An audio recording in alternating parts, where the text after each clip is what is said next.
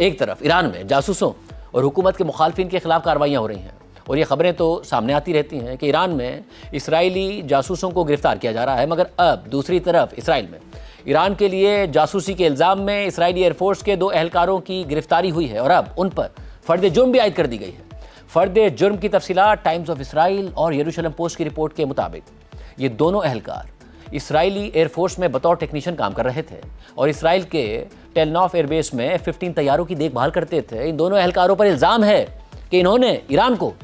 F-15 طیارے کے engine کے ڈائیگرام کی دستاویزات اور ایسی تصاویر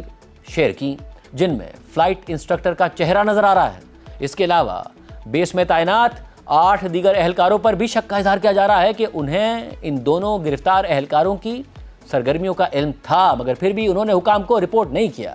اسرائیلی آرمی کے ریڈیو نے بتایا ہے کہ تقریباً 1 سال پہلے ان دونوں گرفتار اہلکاروں کا ایرانی ہینڈلرز سے رابطہ شروع ہوا تو ایرانی ہینڈلرز نے ایک اہلکار سے پوچھا کہ آپ کو ماہانہ کتنی تنخواہ چاہیے، تو اسرائیلی اہلکار نے جواب دیا کہ $1300۔ فرد جرم کے مطابق دونوں اہلکاروں نے کئی ماہ اپنے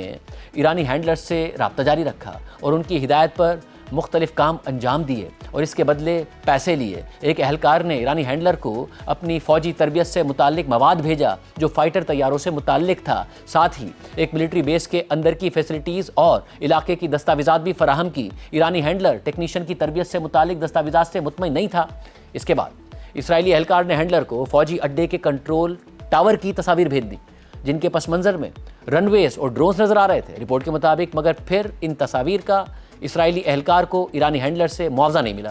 اسی طرح ایک اہلکار نے یہ ثابت کرنے کے لیے کہ وہ اسرائیلی ایئر بیس میں کام کرتا ہے، اس نے اپنے ایرانی ہینڈلر کو فائٹر جیٹ کی تصویر بھیج دی، مگر اس اسرائیلی اہلکار کو بھی اس کام کا معاوضہ نہیں ملا۔